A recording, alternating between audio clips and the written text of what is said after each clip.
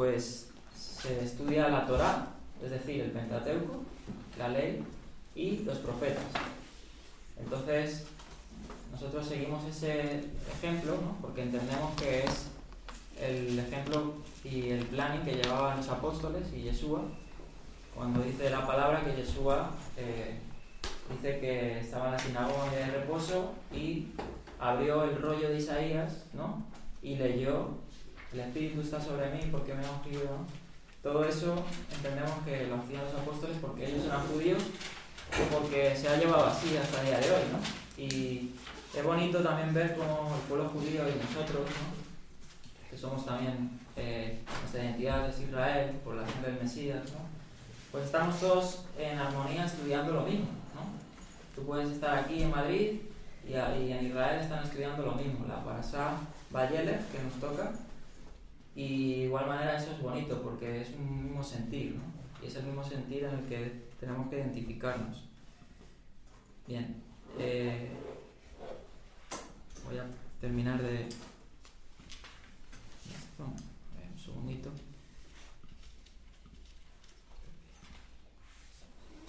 Vale. Bien. Entonces, estamos ahora empezando el Evangelio de Marcos. Voy a poner en transmitir. Listo. ¿3 cuánto?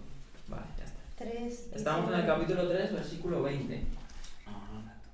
Entonces vamos a empezar con el estudio del Evangelio según Marcos. Nos quedamos, para hacer un poco de memoria, estuvo José compartiéndonos, ¿no? Sobre, que hoy no está,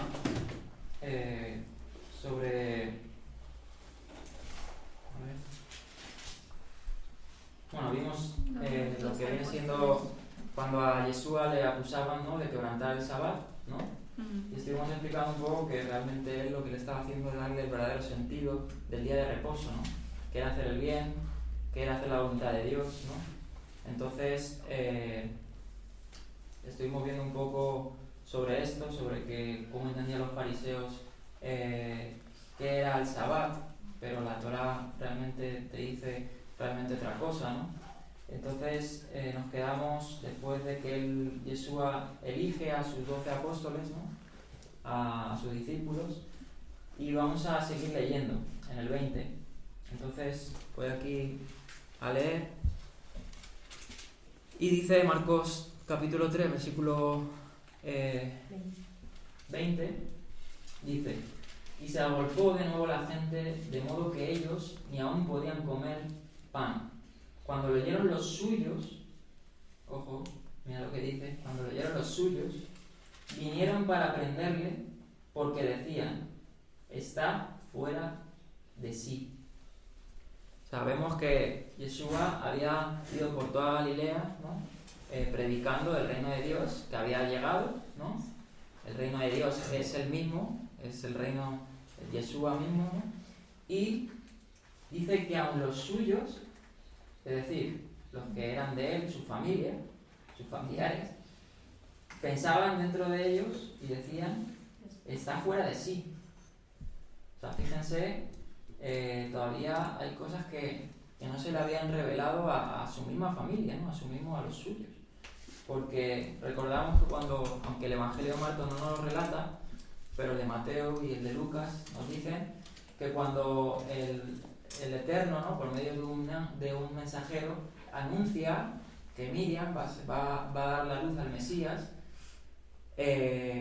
ellos tienen esa revelación de parte de Dios. Y aún así, los suyos, no dice quién, la mayoría de comentaristas dicen que eran pues, de sus familiares, ¿no? Porque los tuyos, ¿quiénes son? Los más allegados, ¿no? Tus familiares, tus mejores amigos. Entonces, pensaban dentro de él: este hombre está fuera de sí. O sea, hay algo que no está haciendo bien, o lo que hace no es lo correcto, porque no habían entendido a profundidad quién era él. Y es que él era del cual hablaban todas las escrituras, ¿no? Él mismo lo dijo: de mí hablan todas las escrituras, escudriñarlas, ¿no? Porque a vosotros os parece que tienen la vida eterna y estas hablan de mí, ¿no? Entonces vemos cómo aún los suyos todavía no les había sido revelado eso. ¿Y por qué digo los suyos? Porque ahora vamos a ver más adelante una situación en la que Yeshua le acusan, bueno, le dicen, están contigo tu madre y tus hermanos. Y él ahí dice una declaración muy interesante que por eso lo he recalcado, lo de los suyos. Bien, vamos a seguir y ahora vamos a entrar a sobre estos pasajes del 22 al 29, y dice: y los escribas que habían bajado en Jerusalén decían: tiene a Belzebul, por príncipe de los demonios, echa fuera demonios. Ojo, aquí vemos una declaración muy interesante que hacen estos escribas, y para que no lo sepa, los escribas, en hebreo los sofer, ¿no? Eran una rama o una parte del partido fariseo, ¿no? Farisaico. Eran los de la tradición, la Torah oral y la escrita, ¿no? Y eran los estudiosos de la Torah. Entonces, esos escribas se dedicaban a escribir, ¿no? Los rollos de la Torah, y eran maestros de la ley, doctos. Tanto así que ellos, se nos dice, ¿no? Y se sabe por el Talmud y por varias referencias antiguas, que ellos se dedicaban a proteger el texto hebreo. Pero claro, muchas veces el hombre tiende a cambiar la verdad de Dios. Y no digo que los escribas lo hayan hecho mal, ¿no? Pero hay una declaración, por ejemplo, en el profeta Jeremías, que exhorta, ¿no? el profeta diciendo esto. Eso está en Jeremías 8, versículo 8. Diciendo: ¿cómo decís, nosotros somos sabios y la ley de Hashem está con nosotros? Ciertamente la ha cambiado en mentira la pluma mentirosa de los escribas. Yo supongo que entre los escribas había personas íntegras y otros que acomodaban la palabra a sus creencias y a sus opiniones. Pero estos escribas eran maestros de la ley, como he dicho, protegían el texto muchas veces, y también se dedicaban a hacer un vallado, ¿no? Yo lo estoy diciendo un poco para que sepan quiénes eran estos. Y los escribas lo que hacían, por ejemplo, para que el texto hebreo no sea manipulado, contaban todas las letras que tenía el texto hebreo, ¿no? Y hacían cálculos matemáticos, y cuando un manuscrito llegaba a ellos y no tenía las letras que ellos habían contado en el lugar donde ellos habían contado, el manuscrito lo rompían. Eso era por decirlo así, una regla que tenían estos escribas de proteger la verdad de Dios, ¿no? Y tanto así a día de hoy que los manuscritos más antiguos, que se han encontrado recientemente, ¿no? Que son de hace 60 años más o menos, concuerdan con los que teníamos hace 80 o 100 años. O sea, la verdad de Dios, hablando claro del Tanaj, no ha sido manipulada, ¿no? Solo que sí, estos escribas a veces, pues como he dicho, mentían un poco en las cosas al pueblo, ¿no? Sobre todo, sí. Tal vez por eso, porque lo que dicen es que el pueblo no tenía acceso a la Torah escrita, Claro. Pero ellos eran los que transmitían la halajá, que es la que ya transmitían como fidedigna, cambiada ya a su antojo, será por eso, Claro. ¿no? Porque, claro, acomodaban la palabra, la Torah, a sus tradiciones. Entonces, tanto así que, hasta el día de hoy, por ejemplo, solo para el que no lo sepa, hay por ejemplo, la Biblia hebrea, hay algunos pasajes de los profetas en el texto masorético, que es el texto que tiene vocales, en el que han recibido profecías del Mesías en pasado, cuando realmente decían en futuro. Y eso es algo más técnico de la lengua hebrea, pero vemos cómo pues siempre han querido atacar un poco la verdad de Dios, que es el Evangelio, ¿no? Pero aún así el texto se ha mantenido en casi su totalidad o su totalidad íntegra, ¿no? En eso no podemos tener ninguna duda, ¿no?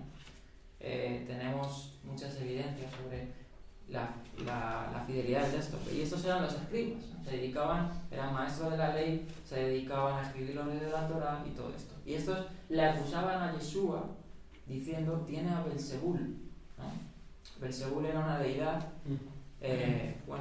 dicen que eran de las más temibles en Israel, ¿no? Le traducen en español como el señor de las moscas, ¿no? como el señor de la muerte, porque la mosca es un símbolo de la muerte, ¿no? De lo que se pudre, de la podredumbre. Y es curioso porque le llaman que él echaba los demonios por esta deidad, esta deidad o este demonio, ¿no? Cosa que realmente así no era. Y aquí en el contexto, vamos a seguir leyendo, dice, pero en el 23, y llamándolos junto a sí, le decía en parábolas: ¿cómo puede Satanás, echar fuera a Satanás? O sea, esto es imposible. ¿Cómo puede el mismo Satanás echarse a sí mismo fuera, ¿no? O tirarse piedras a su tejado? No se puede. Porque al igual que el Eterno es uno, pues Satanás y sus huestes no tienen variación, son malvados, son impuros, son quien son, ¿no? Y dice, si un reino fuera dividido contra sí mismo, tal reino no puede permanecer. Y si una casa fuera dividida contra sí misma, tal casa no podrá permanecer. Y si Satanás se levantó contra sí mismo y fue dividido, no puede estar en pie, sino que tiene fin. Pero nadie puede entrar en la casa del fuerte y saquear sus bienes, a menos que primero ate al fuerte, entonces podrá saquear su casa. De cierto, os digo, amén, os digo, que todo les será perdonado a los hijos de los hombres. Y aquí está este famoso pasaje, que ha habido muchas interpretaciones sobre qué significa esto, y dice, todo les será perdonado a los hijos de los hombres, y las blasfemias cuantas blasfemen. Pero cualquiera que blasfemare contra el Ruach HaKodesh, el Espíritu de la Santidad de Dios, no tiene jamás liberación, o perdón, dicen también, ¿no? Sino que es reo de un pecado eterno. Ojo, dijo esto porque decían, tiene un Ruach Tumá, un espíritu de inmundicia. Esta declaración la hacían a Yeshua, ¿no? Que él echaba por Belzebú a los demonios, ¿no? O sea, era una declaración muy fuerte, muy dura, ¿no? Y es que, claro, los escribas y los fariseos eran personas que eran maestros en la Torá, maestros, como he dicho, en las Escrituras, pero Yeshua tenía eso y tenía el espíritu del Eterno, ¿no? El espíritu de la luz. Y la luz y las tinieblas no pueden coexistir, ¿no? No, hacer el comentario interesante, no sé si os habéis dado cuenta que cuando los escribas y estas personas que deberían de reconocer las obras Claro. escritas en las escrituras que el que iba a venir iba a hacer, como si no lo ven, inmediatamente daño colateral, ¿cuál es? Que se lo atribuyan al diablo. O sea, lo fuerte que es eso, no ver o sea, el que no ve la luz, en vez de luz dice, eso es tiniebla. Y aquí queda más que claro cómo la blasfemia contra el Espíritu Santo es esa. Es decir, que el Espíritu Santo es el diablo. Esa es la blasfemia contra el Espíritu. Claro. Atribuirle que el Espíritu Santo es poder del diablo. Y eso es lo que no se perdona. Claro, porque es así. Belzebú se le denominaba también como el adversario, ¿no? Era uno de los nombres que tenía Satán, ¿no? En el contexto hebreo. Y era el dios de la morada, de la gran morada, porque la palabra Sebal significa morada, hablando de los infiernos, o sea, del lugar del juicio, ¿no? Y esto le acusaban a Yeshua, ¿no? Le acusaban de blasfemar contra Dios, que él estaba acusando a los demonios por el espíritu de Satanás, ¿no? Y ha habido muchas interpretaciones, ¿no? Las interpretaciones en el mundo cristiano hay muchas de que es la blasfemia contra el Ruach, que si es hablar mal del espíritu o insultar al espíritu, o si es, llega hasta escuchar que si es negar su persona, ¿no? La persona del Espíritu Santo, como dicen, la tercera persona de la Trinidad, y todas 20.000 cosas, ¿no? Que pues, se pueden decir sobre esto. Pero yo creo que el contexto es claro, ¿no? Aquí Yeshua está en Galilea de los gentiles. Hemos dicho que había muchos endemoniados por esas zonas, ¿no? Por todo Israel, pero sobre todo en estas zonas. Y Simplemente Yeshua lo que hacía era traer el reino de Dios y expulsar a los demonios, no sanar a los enfermos.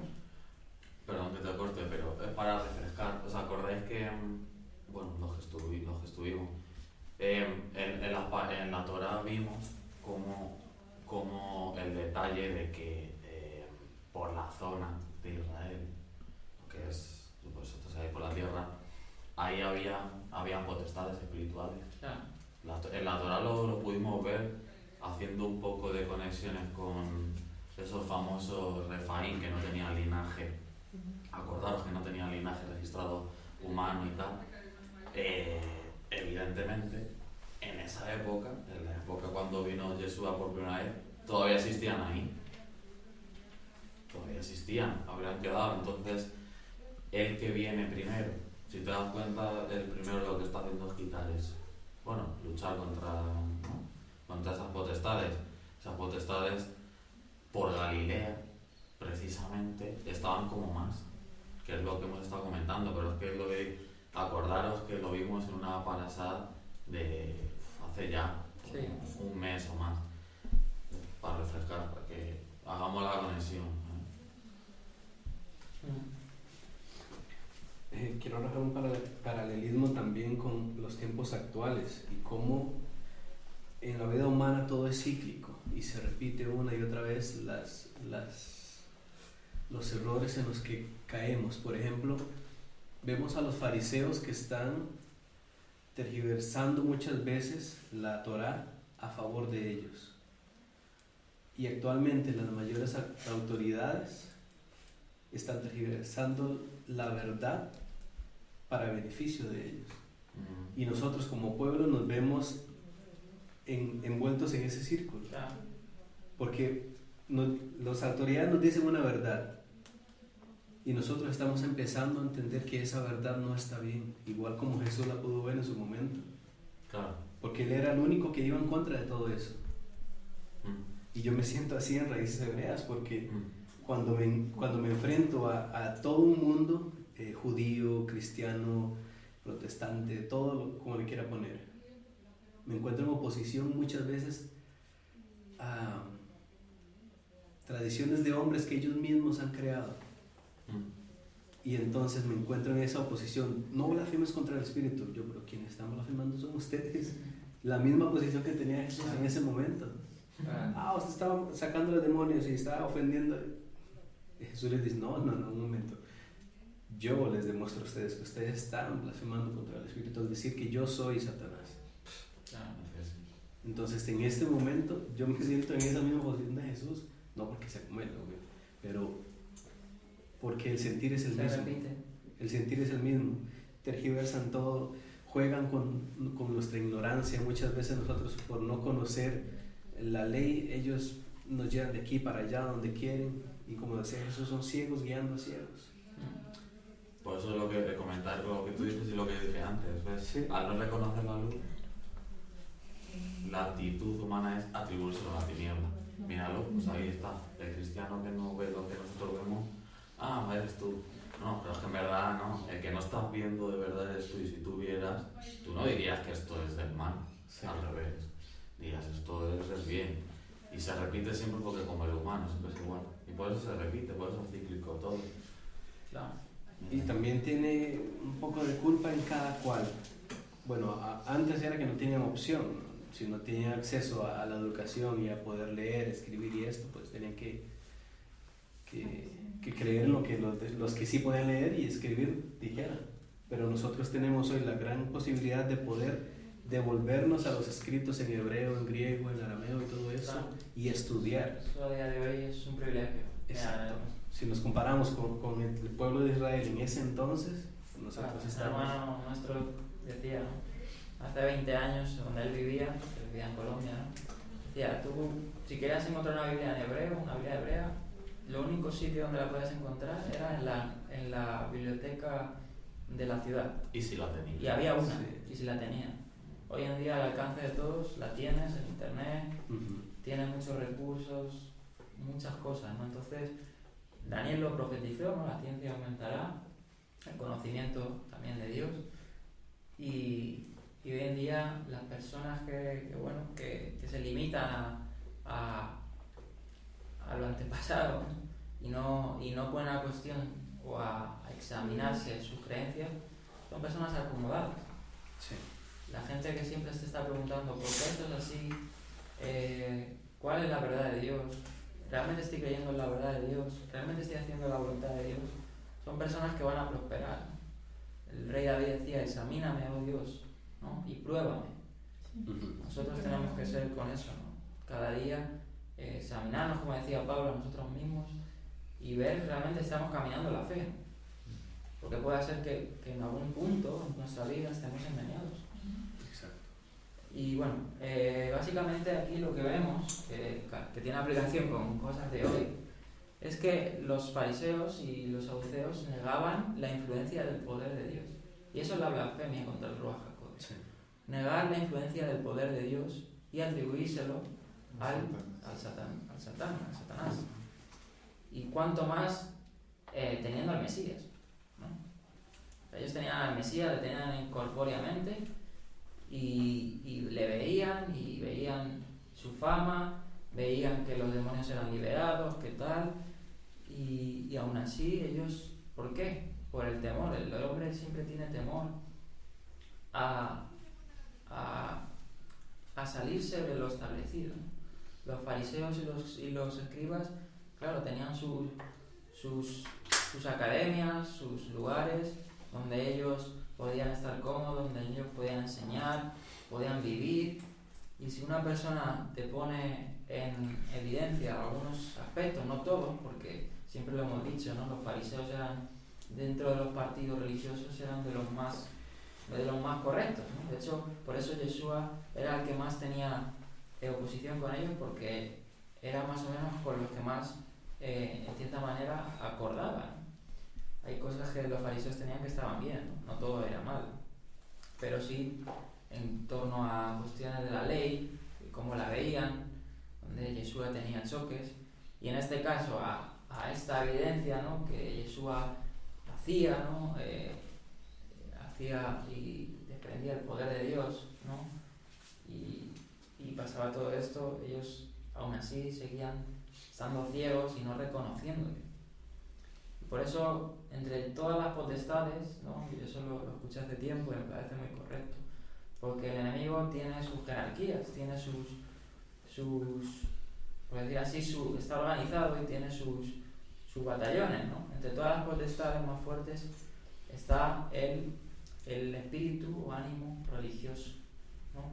No hay peor espíritu o influencia del mal, espíritu de impureza, que sea peor que el espíritu religioso. Que son los que no puedes ver, no te dejan ver. Porque como ha dicho Aarón, estas personas eran conocedores de la palabra de Dios de letra a letra, de principio a fin, pero no veían, estaban ciegos, ¿no? Entonces, básicamente la blasfemia es eso, negar la influencia del poder de Dios y atribuírselo al adversario, ¿no? Uno de los nombres del Ruach HaKodesh, del Espíritu de la Santidad, es, se conocía en Israel, ¿no? Y eso está en el Talmud y en escritos antiguos, como la consolación de Israel, el Ruach HaKodesh, la consolación de Israel, en arameo, Nehamatá de Israel, ¿no? Y ellos comentan ahí en los sabios que el Espíritu de la Santidad solo vendría a Israel cuando el Mesías apareciera. Ellos creían esto, ¿no? Que la plenitud del Ruach HaKodesh iba a habitar con ellos cuando el Mesías, ¿no? Apareciera a Israel, ¿no? Se diera a conocer a Israel.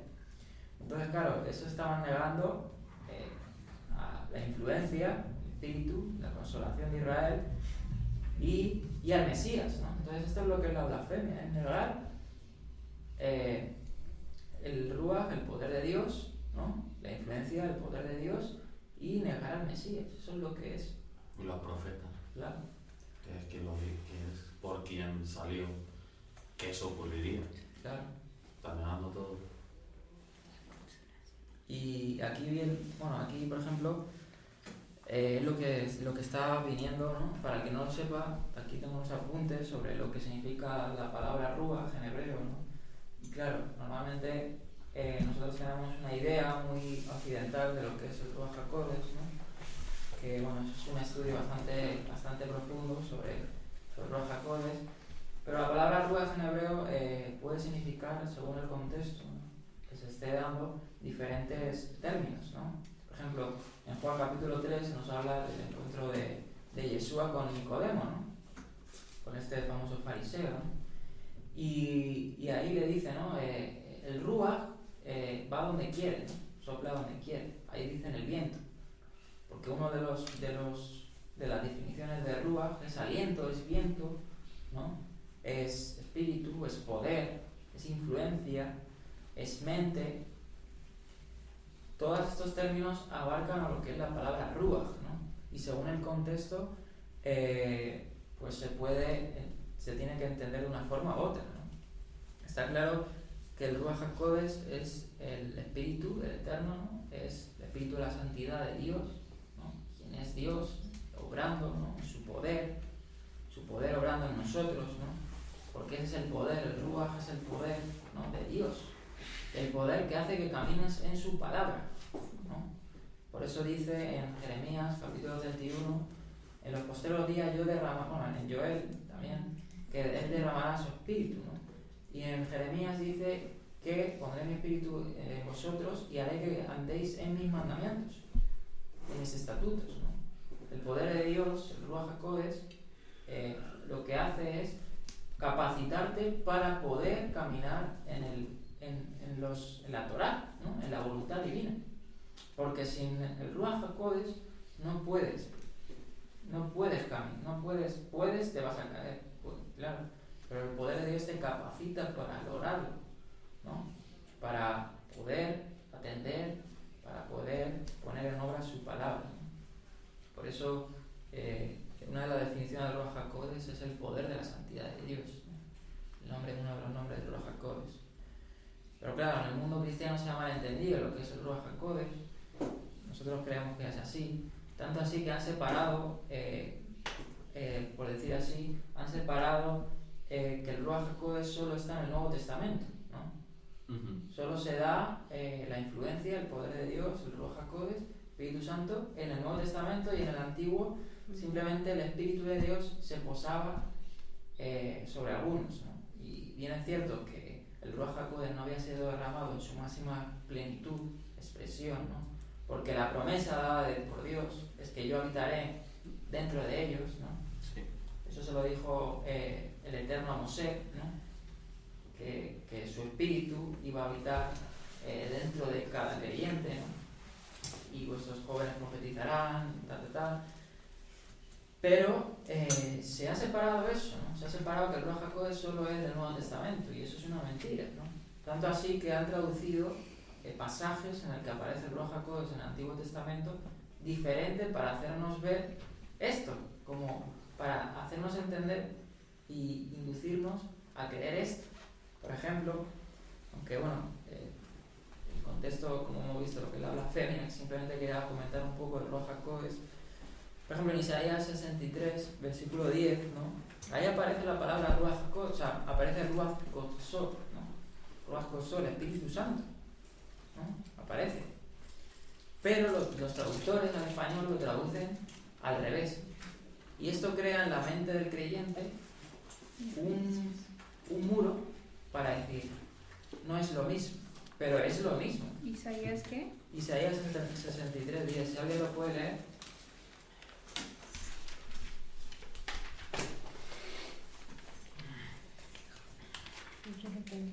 Pero ellos se rebelaron y contristaron su Espíritu Santo, sí, claro, por lo que se tornó en su enemigo. La tuya sí lo traduce bien, porque esa la tengo yo. La mía dice, mas ellos fueron rebeldes e hicieron enojar su Santo Espíritu. Su Santo Espíritu. Lo ponen al revés. En hebreo, Ruach Kodsó, su Espíritu Santo. Claro, el traductor te lo pone al revés para inducirte a decir, no es lo mismo que el Espíritu Santo que hay en el Nuevo Testamento. En el 11, lo podéis leer también en el mismo, lo dice de la misma forma. También aparece la palabra Ruach Kotsó, que es lo mismo, que es el poder de la santidad de Dios. Si vuelve a decir santos. Dice, bueno, si alguno la puede leer, por ahí en su versión. Yo tengo bien, entonces ¿Qué versión es esa? yo tengo la textual. ¿En el qué? ¿En el 11? Sí, Dice, pero se acordó de los días antiguos de Moisés y de su pueblo, diciendo, ¿dónde está el que les hizo subir al mar con el pastor de su rebaño? ¿Dónde el que puso en medio de él su Santo Espíritu? ¿Dónde está el que puso en medio de ellos su Ruach Kotsó? Su espíritu. Dani, en la del Álvarez, ha puesto Antiguos días. su sagrado espíritu. Y Juan, Ah, días O antiguos. sea que Lo que quieren muchas veces los traductores es que es el mismo espíritu, solo es el espíritu de la santidad es uno. Y como he dicho, en su máxima expresión está en el Nuevo Testamento, pero en el Antiguo aparece, es el mismo, ¿no? Por ejemplo, en el Salmo 51:11 dice, no me eches de tu presencia, no quites de mí tu Santo Espíritu, vuelve a decir, ¿no? Santos.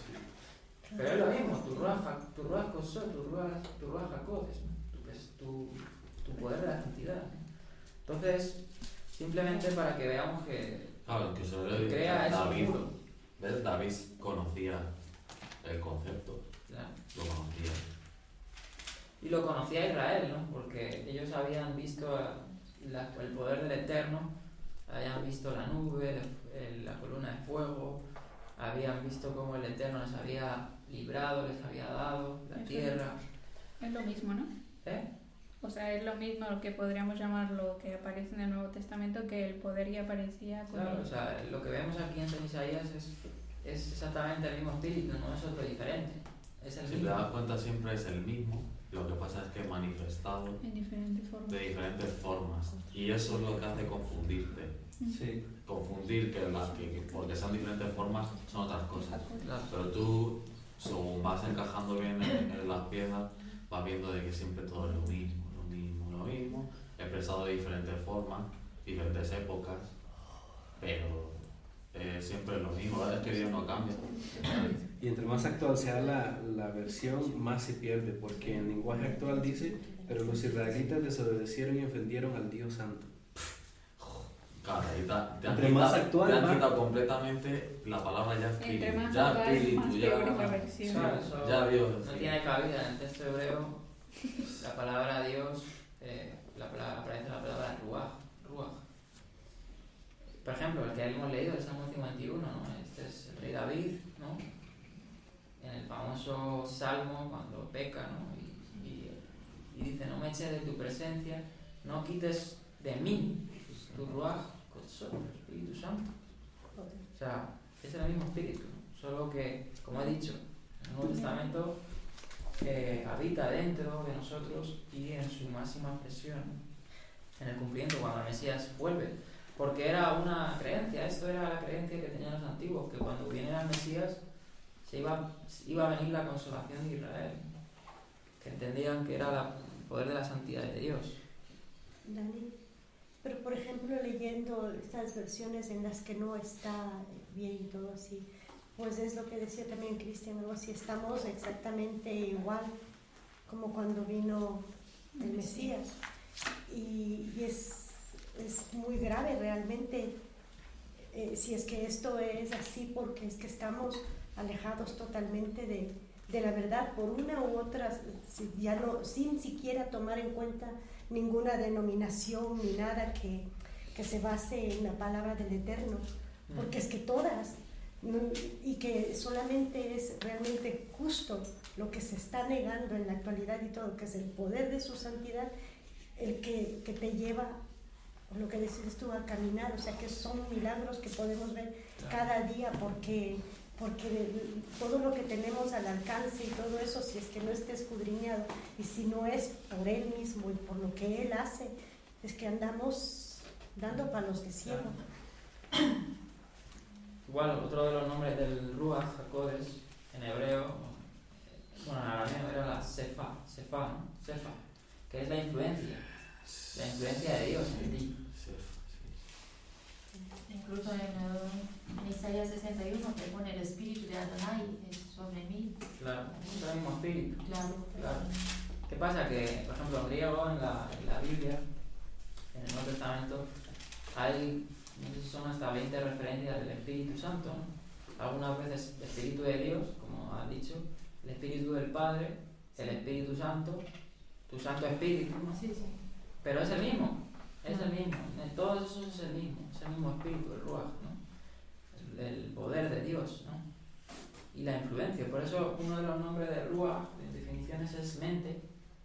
Hay un pasaje que Pablo dice que él nos va a manera de poner la mente de Cristo, ¿no? A nosotros. Porque es una de los frutos del Ruach, poner la mente de Cristo, la mente del Mesías. Y del pacto mejorado. Entonces a Yeshua le acusaban de que no lo estaba haciendo el Ruach HaKodesh, sino con un espíritu además impuro, de impureza, ¿no?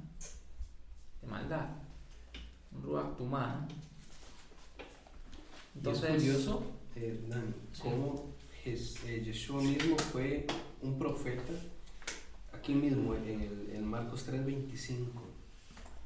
Si una casa está dividida contra sí misma, tal casa no puede permanecer. ¿Y qué es lo que pasa actualmente en el cristianismo? Aquí están hablando de dividir entre dos, pero ¿cuántas divisiones hay del cristianismo? 40.000. Más de 40.000. Y dentro Y dentro del cristianismo. y dentro de las raíces hebreas también. Y dentro Las de- raíces hebreas igual, ¿eh? Por eso, Exactamente igual. entonces vemos que es una profecía a futuro que después dice una casa dividida contra sí misma, o sea, está hablando de dos. Ahora imagínense cuando multiplicas eso exponencialmente a 40.000, más de 40.000. No, En claro. todo el mundo ¿Cuál es el plan creyente, detrás de toda esta división? Si Dios es uno, si su espíritu es uno. Está claro Sí, que Mesías. la obra del enemigo siempre es espiritual la verdad de Dios. Y sabemos, Dividir. claro, las personas no tienen culpa, por decir así, o sí, pero la verdad de Dios ha ido por los siglos, hemos visto la historia, ha ido pues quitando. De hecho, uno de las definiciones que lo hemos dicho muchas veces, de profanar, cuando se habla de profanar el santuario, ¿no? Cuando entraba un levita, cuando entraron, por ejemplo, Nadab y Abiú en desorden, ¿no?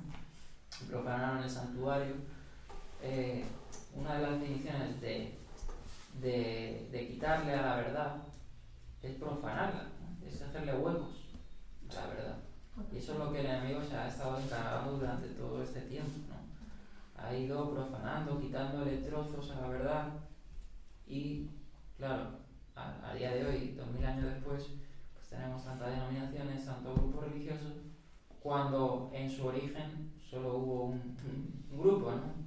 Una iglesia, una congregación. Pero ¿quién es el príncipe del mundo? O sea, es que es Claro. fácil, si lo ves, el príncipe de la príncipe es... mentira. Claro, entonces ha ido engañando y todo. ¿Por qué? Porque el pueblo se alejó de su voluntad, teniéndola. Ojo, que en lo que dice el Antiguo Testamento, Dios caminaba con el hombre. Entonces, al dejar de ser así, pues entonces, siendo ahora, teniendo el gobierno, el poder en el mundo, ayudado increíblemente por nuestra naturaleza. Es que es fácil que nos desviemos de todo solamente guiados por lo que queremos. Entonces, eso unido a tantas cosas, pues ya está. Claro. Claro, Pero- creo que lo hemos dicho 1000 veces. Nosotros tenemos esta teología fuerte, lo creemos así, yo lo creo, estoy tan convencido. El río correr natural del humano es hacia el mar, o sea, lo natural, sin que tú hagas esfuerzos. Tú eres así. Sí, o sea, Tú ya corres hacia esa dirección, ya desde que naces, ya tienes esa inclinación mala. ¿Qué pasa? Que si el espíritu no habita dentro de ti y empieza a cortar, a ponerle ahí los muros al río para que no vaya por allí, claro, eso va a correr y corre que corre. Entonces es lo que pasa. Y como, si te das cuenta, que lo dice la escritura, como el diablo todavía tiene potestad en este mundo, porque todavía la tiene, porque todavía no ha sido coronado en la tierra el rey. Sí, Dios manda sobre todo, lo sabemos. Sí, pero también le está dejando hacer. todavía le deja hacer. Y lo vemos, y es que lo vemos. Cuando Él venga, ya verás como no hay 50 congregaciones diferentes y ya verás que cuando Él venga no va a haber raíces hebreas que creen que uno es Dios, el otro no. No, ahí no va a haber duda, claro. Ahí ya el enemigo no va a poder usar la mala inclinación del hombre. Perdón, ahora que algo que es básico, creo, es el hecho de que nosotros sabemos qué naturaleza tenemos.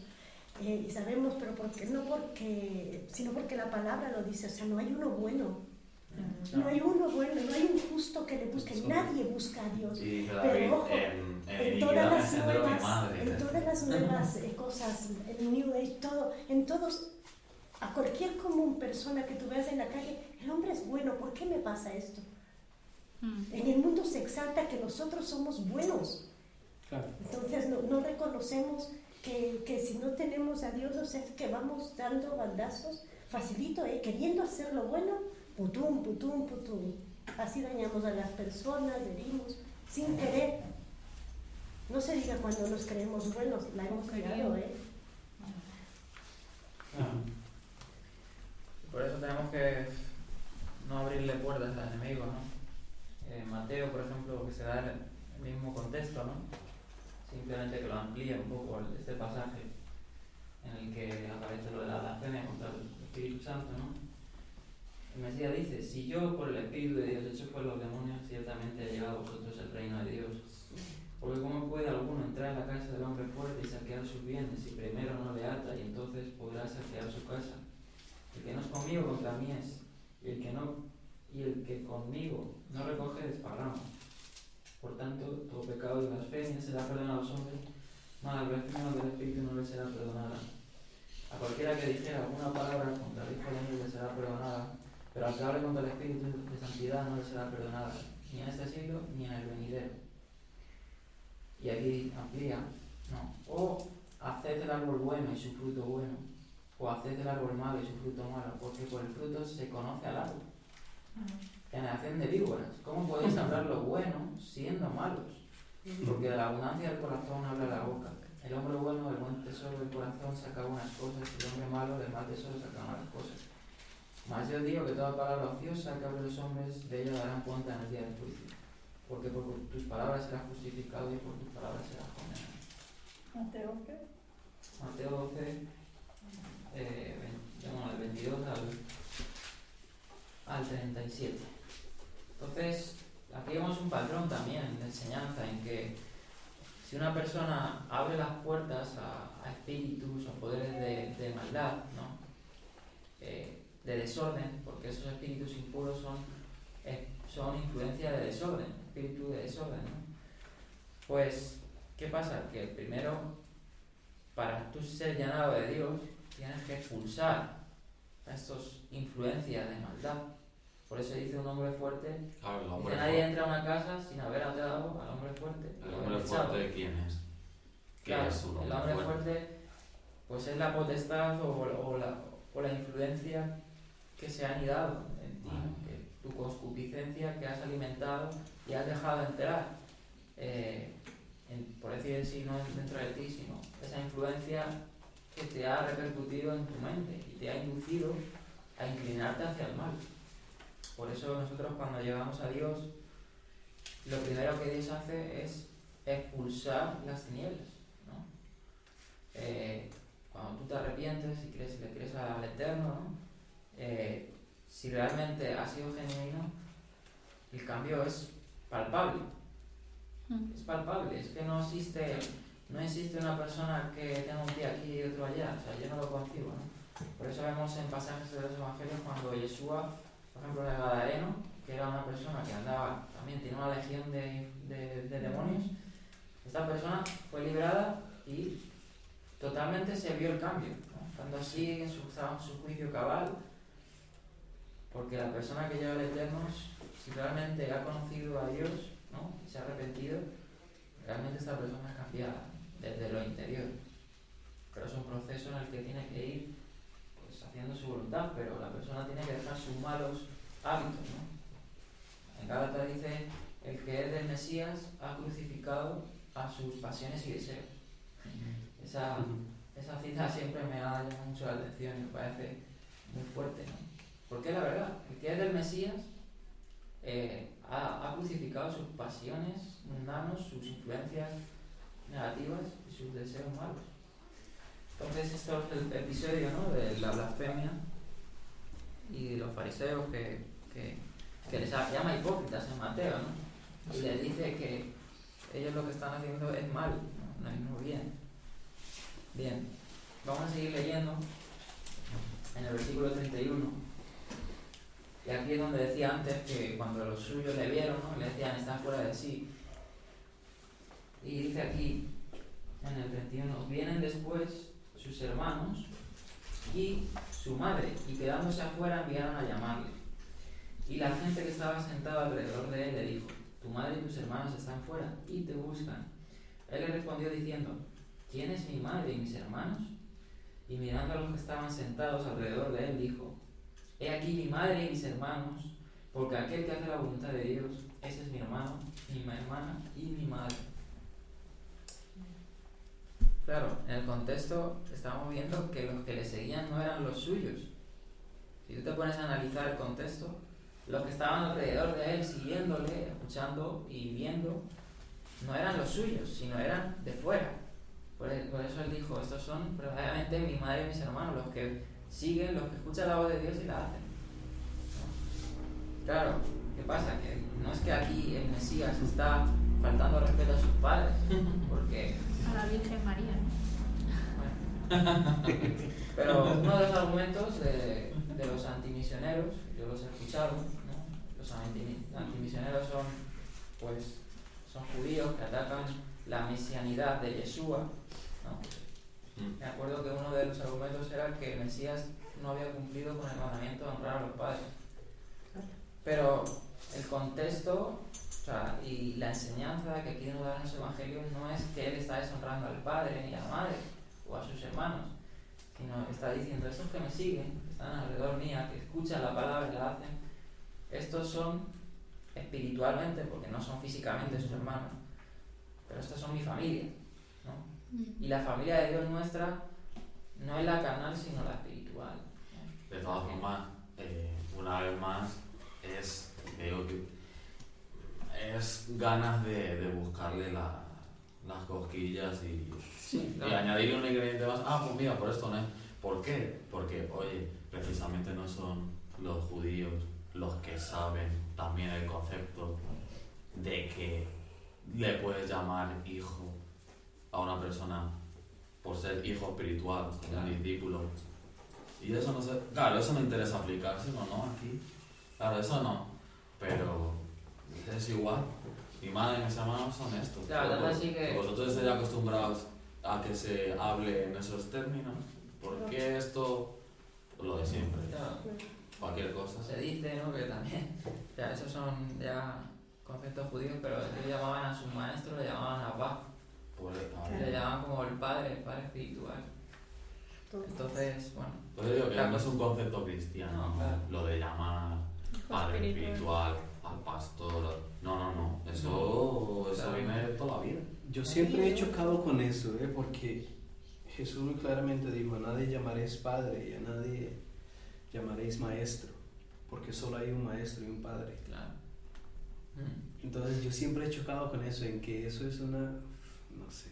No falta. Porque si Jesús mismo tomó el tiempo para pararse y hablar estas palabras, es porque claramente estaba mal, igual como cuando los fariseos hicieron tantas cosas que no estaban en la Torá. Claro, eso...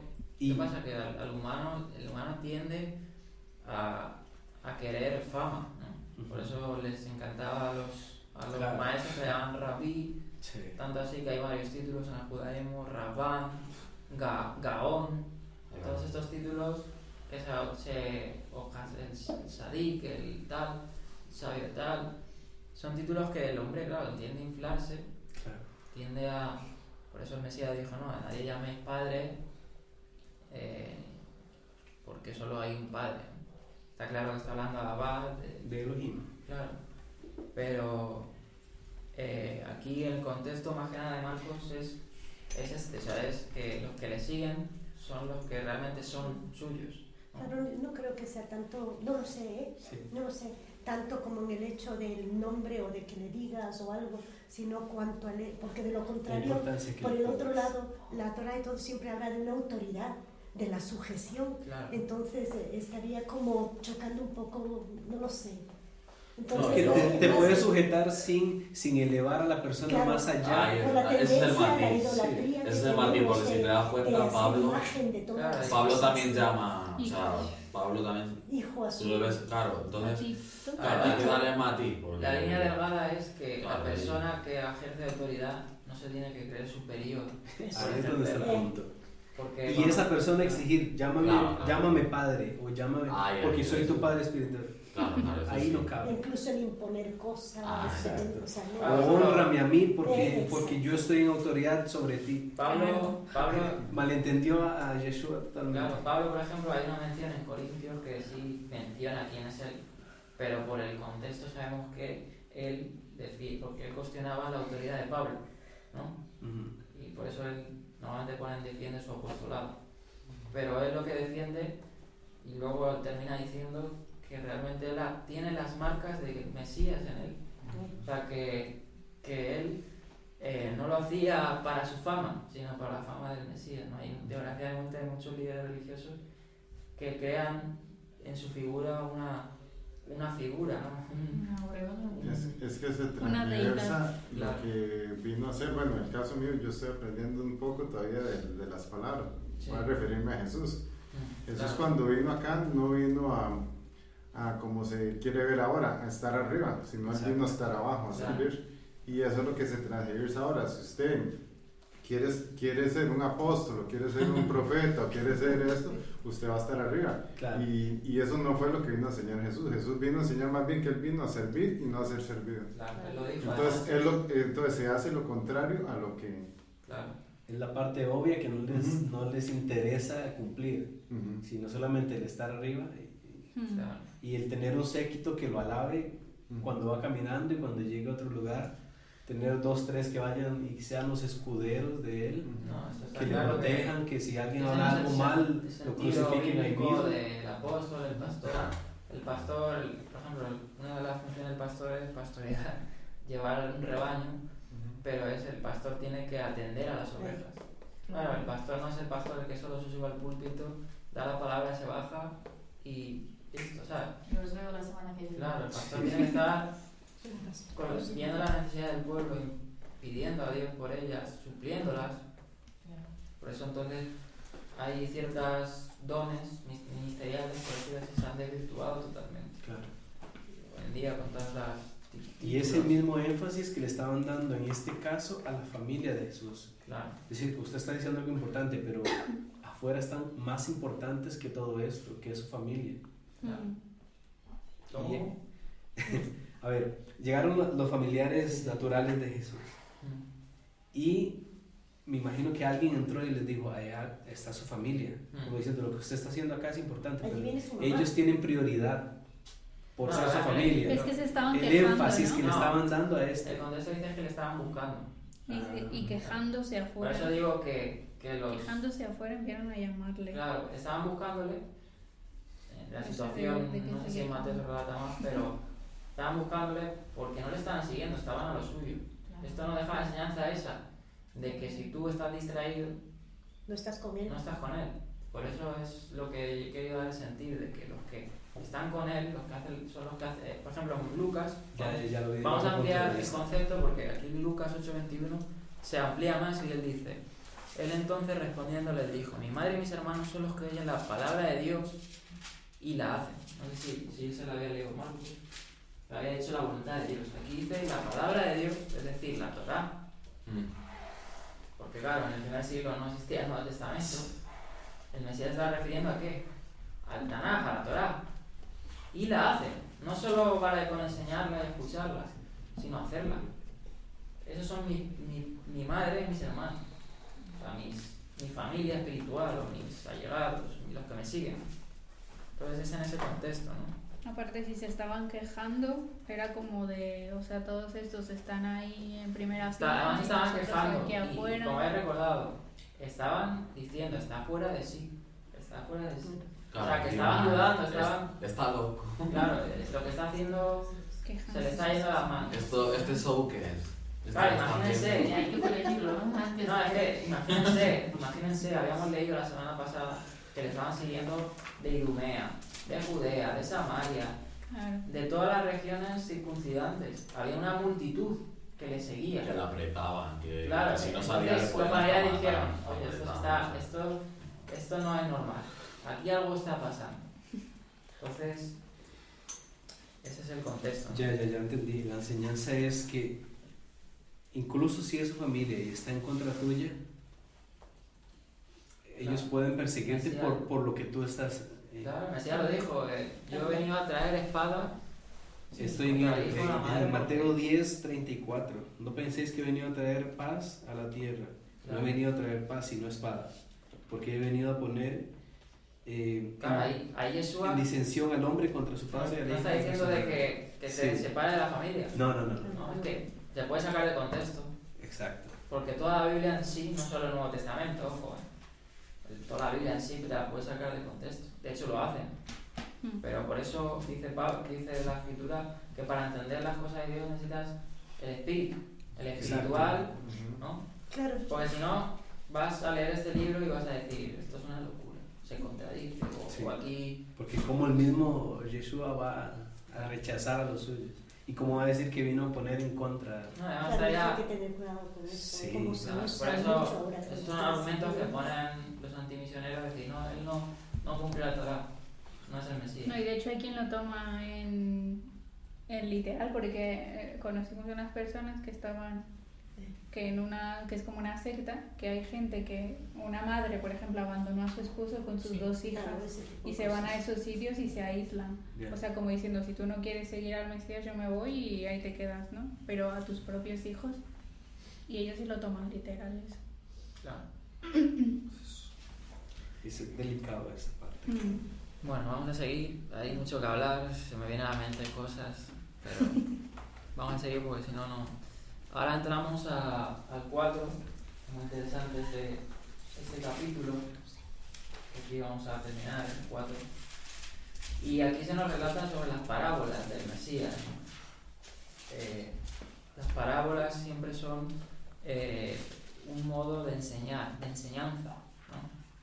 Cuando el Mesías hablaba por parábolas, por comparaciones, porque eso es lo que significa la palabra parábola, comparar, ¿no? Explicar. De hecho, en hebreo la palabra parábola tiene dos significados. La palabra hebrea masal puede significar proverbio, masal, de ahí viene el libro de Proverbios. Proverbios en hebreo es mislei, masal, que es un plural constructo. Y puede significar, como he dicho, comparación, proverbio o ejemplo. Eso es lo que puede significar. Y el Mesías hablaba por parábolas para llegar al pueblo de una forma más entendible. Porque aquí hay algunas contradicciones en la traducción que no ayudan a nada a entenderlo así. De hecho, vamos a leerlo más adelante y vais a alucinar, porque parece que se contradice el Mesías, y es por la traducción que está mal. Y ahora vamos a comentarlo. Pero antes de comentar eso que acabo de mencionar, vamos a ver esta famosa parábola del sembrador, muy bonita, que nos deja una enseñanza tremenda. Y antes de leerla, decir que las parábolas que del Mesías, o sea, hay un libro que no sé si lo tienes tú, es de Se lo dejé a David. Joaquín Jeremías, y él dice una declaración muy interesante sobre las parábolas del Mesías, y es que dice que 100 años antes, es un decir, y 100 años después, no ha habido ni habrá mensaje o parábolas iguales, ¿no? En los tiempos de Jesús había parábolas, ¿no? Había muchos, los egipcios ya tenían parábolas, tenían comparaciones, pero hasta el día de hoy, hasta el año 2019, no ha habido ejemplos como los que puso Jesús. Ahí se cumple la palabra del Evangelio que dice, nadie ha hablado como este. Muchos decían, nadie hable como este, en el Evangelio lo decían. No hay ningún hombre hablado como este. Ningún hombre ha hablado como este. Claro, él no era hombre. Eso también hay que decirlo. Claro. Pero vemos que las parábolas son tremendas, ¿no? Por la enseñanza que se extrae, ¿no? Vamos a leer... Bueno, y añadía este autor, Joaquín Jeremías, que se me ha olvidado. Si los apóstoles fueron los autores de estas parábolas, es decir, si los apóstoles fueron los que se inventaron el Evangelio, estos apóstoles eran unos genios. No eran sin letras y de burgo.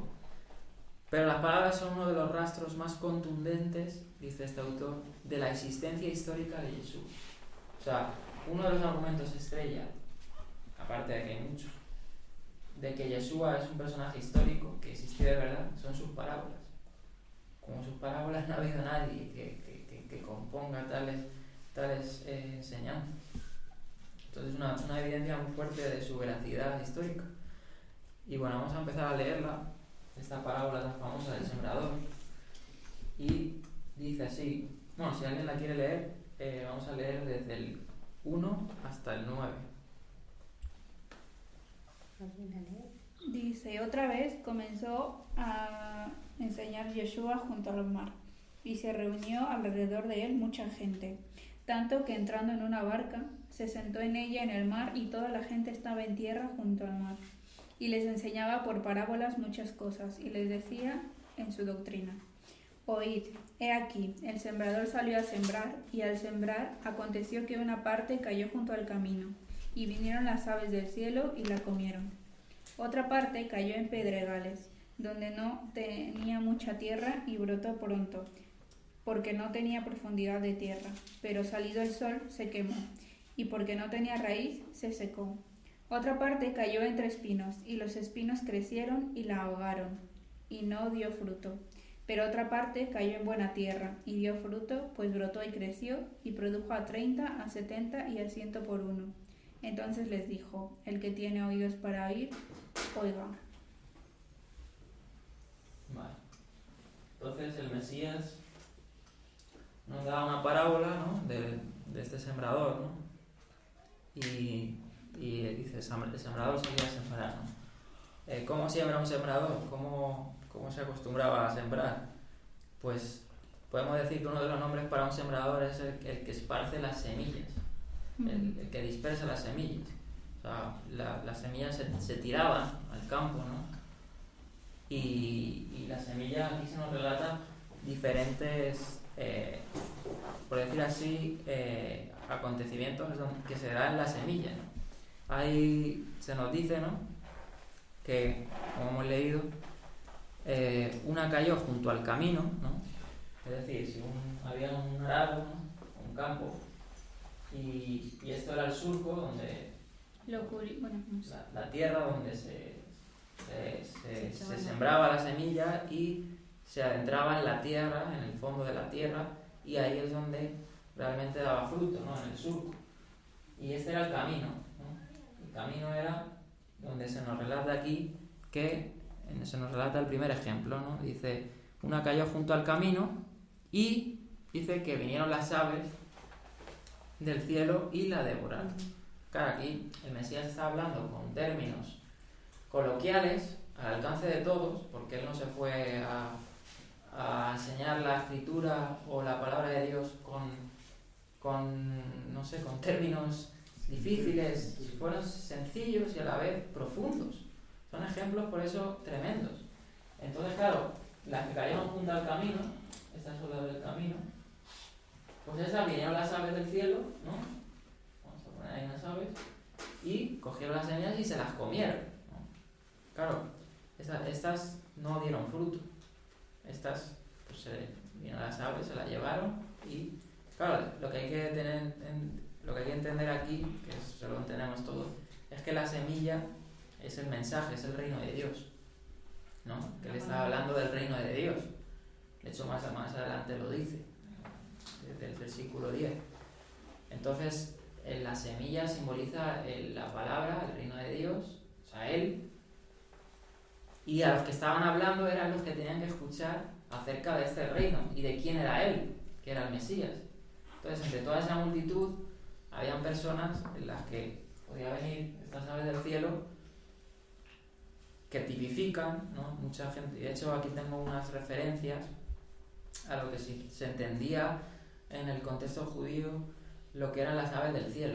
Puede ser, ¿no? Aquí está dando un ejemplo claro, pero en el contexto judío las aves del cielo era una referencia a los demonios. De hecho, en el libro de los Jubileos se decía que cuando Abraham salía a predicar, los demonios se interponían en su camino y los demonios se les llamaban las aves del cielo. Eso es un ¿por qué? Porque las aves del cielo son animales impuros, ¿no? Normalmente las aves del cielo son las aves de altura. Todas las aves de altura, las que vuelan alto, son animales impuros, ¿no? Como el buitre y tal. Rapaces. Y estas aves, pues, robaban el mensaje, la semilla, el reino de Dios, y estas personas no daban fruto, que era su misión. La misión del demonio, del adversario, de las deidades malas, de los espíritus de inmundicia, es bloquear tu mente. Es que esa es una de las funciones, para que el mensaje de Dios, su palabra, su vida, no haga fruto en ti. Claro, acuérdate, el Jonathan Martínez a mí siempre me dijo que para él era muy importante esta parábola, que era como de las más Es muy importante.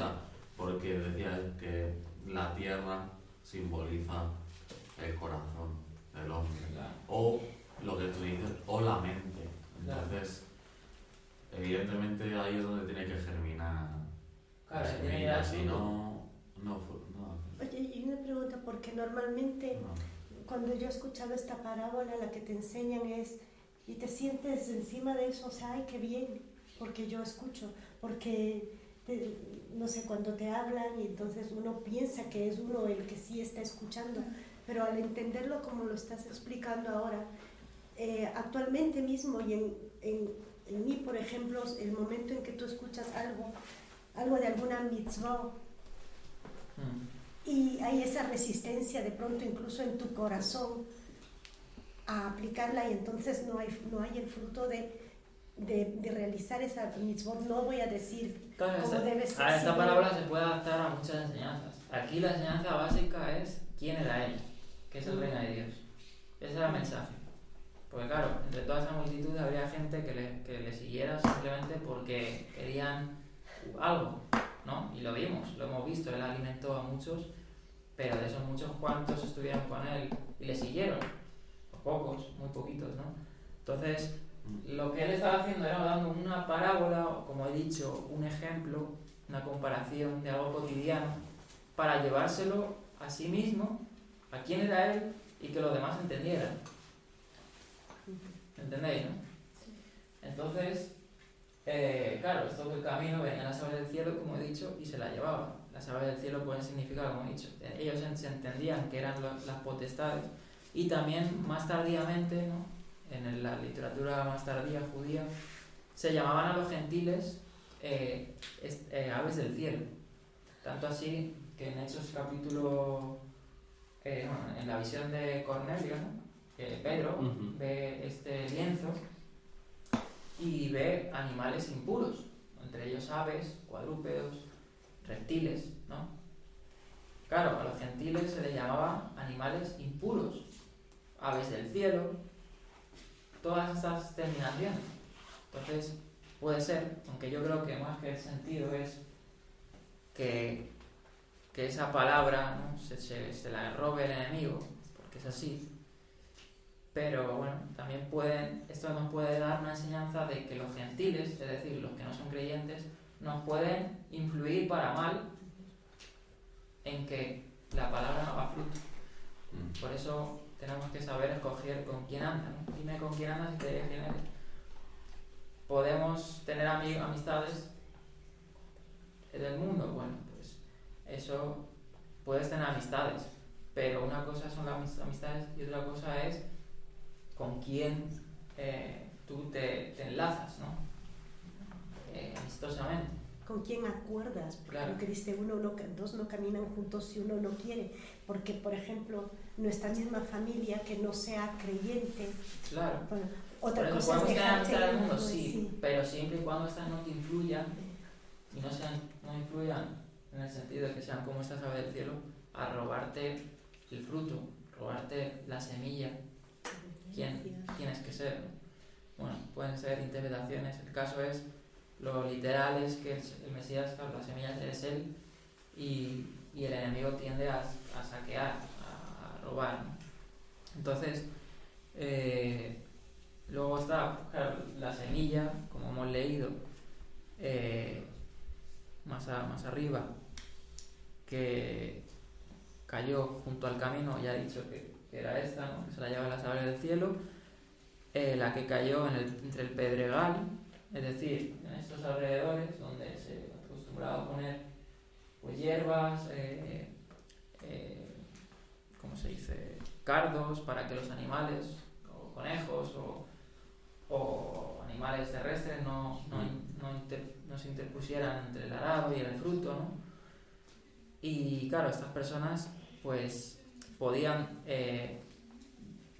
su raíz podía florecer, pero cuando venga el sol, ¿no? Ahí habla, ¿no? Y venga el temporal, se van a quemar porque no están cimentadas en una buena tierra.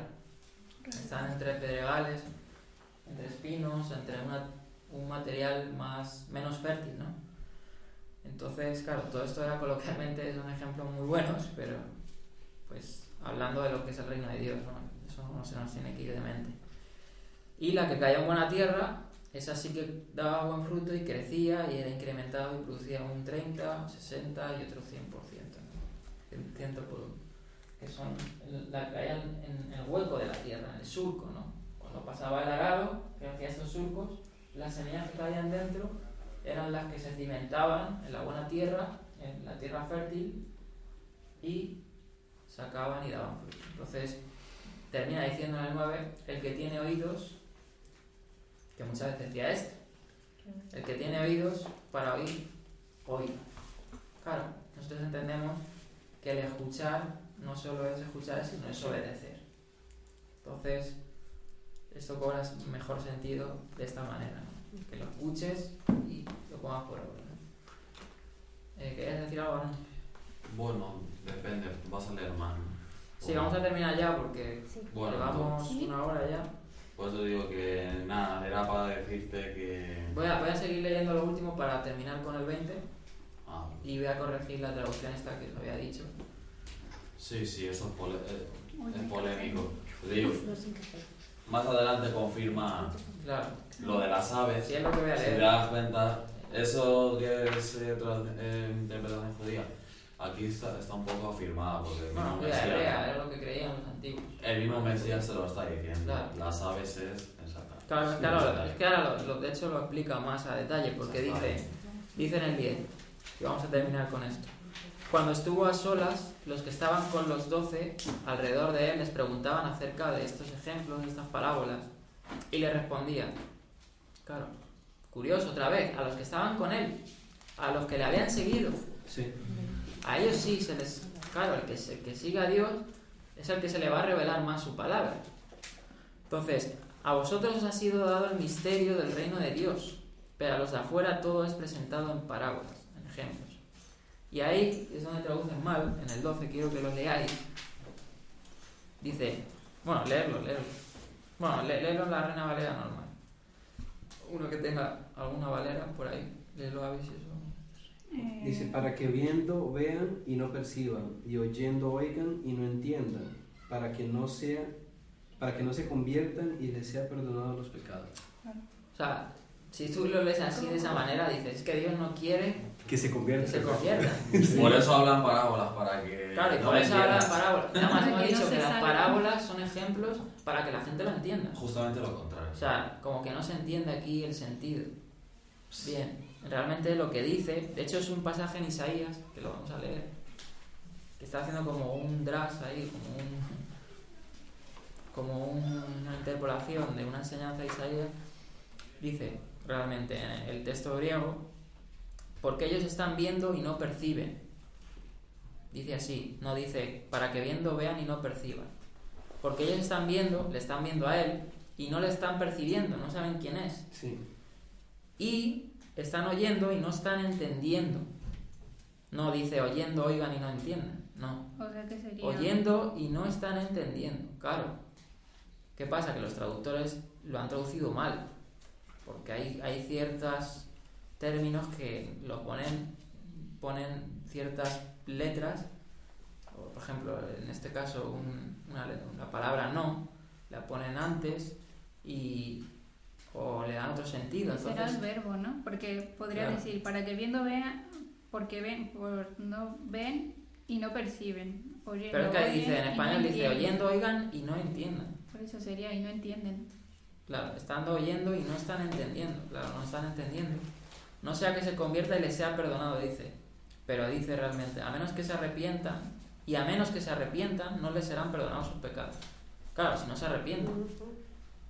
Pero no que su fin no sea que se arrepientan y que no les perdone. O sea, no tiene sentido para nada esa traducción. Y de hecho, como he dicho, eso está en Isaías. Claro, y no conviertan, o sea, es que es totalmente diferente. Claro. Yo tengo, claro, no sea que se conviertan.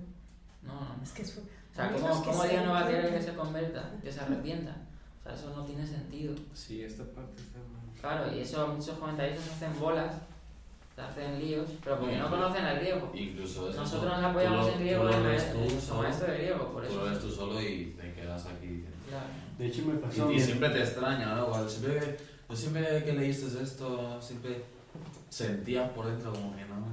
Como De que hecho, no cuando podía ser. estaban explicando antes eso, yo leí todo el capítulo y yo, pero esa parte. Esa parte está mal traducida. Yo, Y no, pero seguí porque no yo es que lo diga yo, leí mal por siempre estar choca. escuchando y leyendo al mismo tiempo. claro, pero no. eso está mal entendido, mal traducido. El traductor ha entendido mal el propósito de esas palabras. Entonces, por ejemplo, esto está en Isaías 6:9, como he dicho, está este drash, ¿no? Esta alegoría. Y dice así, dijo pues, anda y di a este pueblo, con oídos oiréis, pero de ningún modo entendáis. Claro, eso está también mal traducido en español. Dice, viendo veréis, pero de ningún modo percibáis. ¿Isaías qué, perdón? Isaías 6:9. 6:9.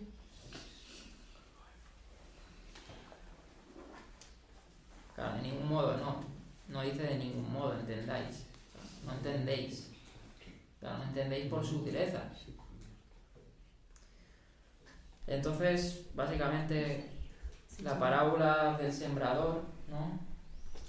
Terminamos recalcando el sentido de la parábola, que es que el reino de Dios, o sea, la semilla, tiene que caer un buen fruto, un corazón contrito, humillado, arrepentido. Y claro, había muchos que no entendían quién era Él, porque el reino de Dios era Él, el Malhut. Y es que lo que dices, si es que lo entendemos como sería en Isaías 6:9, cuando tú dices, con oído oiréis, pero de ningún modo, o sea, pero no entendéis o no percibís, lo explica por qué, porque el corazón de este pueblo, Claro, lo he dicho ahora. Es rebelde. eso no lo entiendo. Claro, porque a ver, es así. ¿Por qué los fariseos le acusaban de Beelzebú y todo eso? Porque eran rebeldes a lo que estaban viendo. No sabían que el reino de Dios estaba con ellos. Por eso el espíritu religioso no es el peor, no te deja ver. Que viendo y oyendo no entiendes ni ves. Por eso la parábola del Salvador va muy ligada a lo que ha pasado antes. Y es que lo tenemos como que es un capítulo diferente, pero es en la misma situación, todo es la misma situación, como decía José la semana pasada. Todos estaban en el contexto de que le vinieron a acusarle y él, cuando estos fariseos se fueron, a los que estaban ahí les decía, diciendo, mira, ¿ves estos escribas que se han ido? Pues estos son las aves del cielo. Estos son los que te pueden venir, ¿no? Entonces, es un mismo acontecimiento. Bueno, vamos a dejarlo aquí, nos hemos quedado en el 20.